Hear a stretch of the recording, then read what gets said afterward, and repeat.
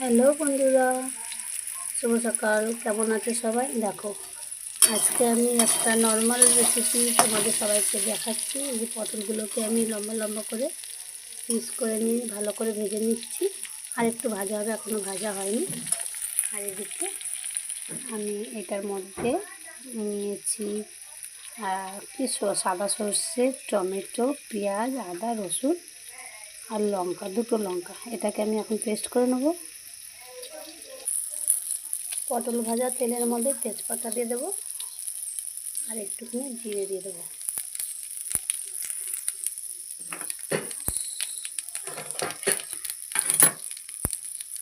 জিরেটা তেজপাতাটা পুড়লে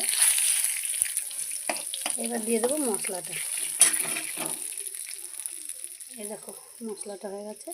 প্রথমে ভেবেছিলাম আমি গোটা গোটা দই পটল বানাবো, কিন্তু গোটা গোটা দই পটলটা বানালে না তোমার পটলের ভেতরটা কেমন একটা থাকে, সাদা সাদা হয়ে থাকে, কাঁচা কাঁচা লাগে। ওই জন্য চিড়েই করলাম। আর এটা মশলাটা কষা হবে আর পটলটাও একটু সঙ্গে কষা হবে।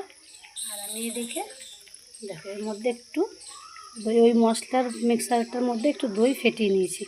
এবার দইটা পরে দিয়ে দেবো। মশলাটা যেই হয়ে যাবে তারপরে এর মধ্যে আমি একটু লঙ্কার গুঁড়ো, নুন, হলুদ, জিরের গুঁড়ো, ধনের গুঁড়ো দিয়ে দেবো। দেখো মশলাটার পটলটা পুরো ভাজা হয়ে গেছে। এইবার আমি একটু টক দইটা দিয়ে দেবো।